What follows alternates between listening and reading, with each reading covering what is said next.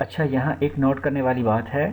पिछले स्लाइड्स में हमने फॉल्स इंटरप्रिटेशन या फॉल्स मेमोरीज़ के बारे में पढ़ा जब हम इनकोडिंग पढ़ रहे थे कि अगर इनकोडिंग में गड़बड़ हो गई तो रिकॉल भी आपके पास वही कोई गलत मेमोरी होगी। ठीक है, इसके अलावा ऐसा भी हो सकता है कि चलो हम कहते हैं कि इनकोडिंग सही हुई और इन्फॉर्मेशन ठीक फॉर्म में जो है ना वो मेमोरी में स्टोर हो गई, लेकिन कॉल करते वक्त भी गड़बड़ हो सकती है और एज अ रिज़ल्ट कोई कोई गलत मेमोरी, कोई फॉल्स मेमोरी क्रिएट हो सकती है या कोई फॉल्स मेमोरी रिकॉल हो सकती है। इसकी ना वजह हैं, बहुत सारी वजह हैं। एक वजह तो पर्सनल बिलीफ होता है इंसान का। मसलन आप कहते हो कि लेट्स सपोज मैं आपको मिसाल देता हूँ, फॉर एग्ज़ाम्पल आप कहते हो कि फ़ुटबॉल का कभी भी कलर ग्रीन नहीं हो सकता। ठीक है, और आप रियल में एक फ़ुटबॉल देखो जिसका कलर ग्रीन है, तो वो फ़ुटबॉल का वो कलर, वो शेप आप सही परसीव नहीं करोगे। ठीक है, और एज अ रिज़ल्ट वो एक फ़ॉल्स मेमोरी बन के रह जाएगी आपके माइंड में। इसके अलावा दूसरी वजह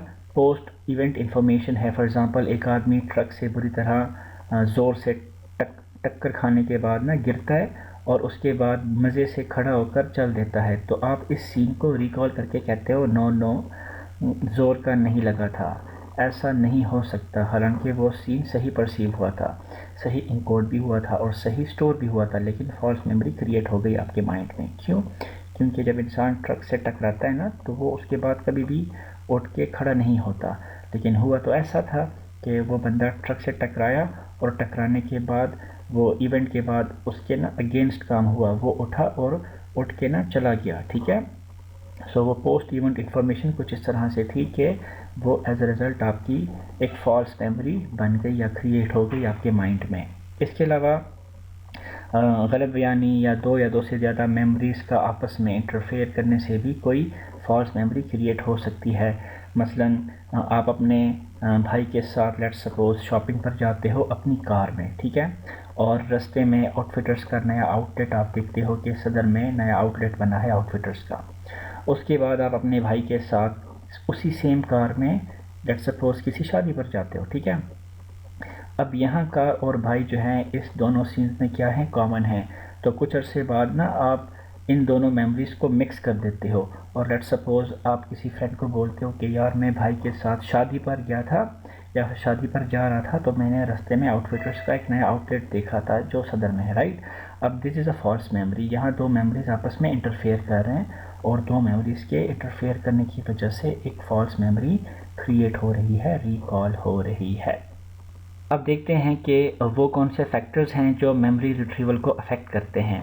पहला तो है कॉन्टेक्स्ट। इसका मतलब ये है कि जिस एटमॉस्फेयर में या जिस सिचुएशन में आप कोई मेमोरी बनाते हो, तो उसी एटमॉस्फेयर में या उसी हालत में आप उस प्रीवियस मेमोरी को अच्छी तरह से कॉल भी कर सकते हो। मसलन आप कहते हो कि जब मैं मैट्रिक में था तो बारिश हो रही थी और मैं आइसक्रीम खा रहा था। ठीक है, फिर सालों बाद जब आप किसी बारिश को देखते हो ना तो आपको वो आइसक्रीम वाला वो जो सीन होता है वो याद आ जाता है। ठीक है, सो इन दोनों सीन में चूंकि वो कॉन्टेक्स्ट सेम था तो आपकी मेमोरी रिकॉल जो है वो बड़ी आसानी से हुई। राइट, इसके बाद जो दूसरा फैक्टर है वो है जेंडर।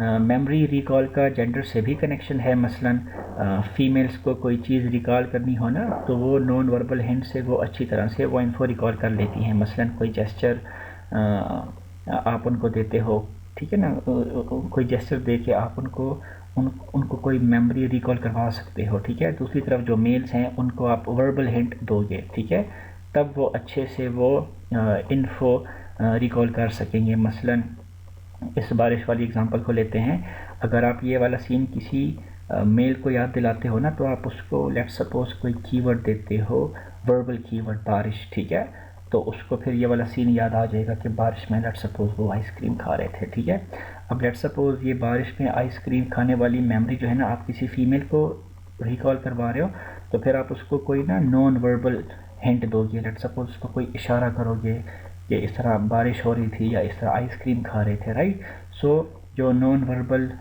हिंट्स होते हैं फीमेल्स को, वो आप कह सकते हो कि बड़े अच्छी तरह से उनसे वो किसी मेमोरी को रिकॉल कर सकते हैं। नेक्स्ट है अटेंशन।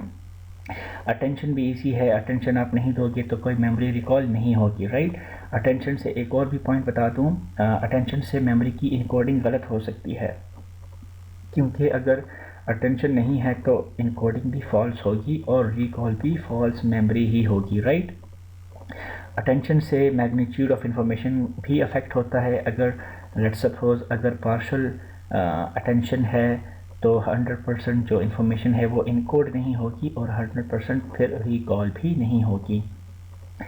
इसके बाद लास्ट है इंटरफेरेंस। ये भी हम पिछली स्लाइड में हमने अभी पढ़ा कि जो इंटरफेरेंस से जो फॉल्स मेमोरी है वो क्रिएट हो सकती है और फिर रिकॉल में भी इशू होगा, राइट।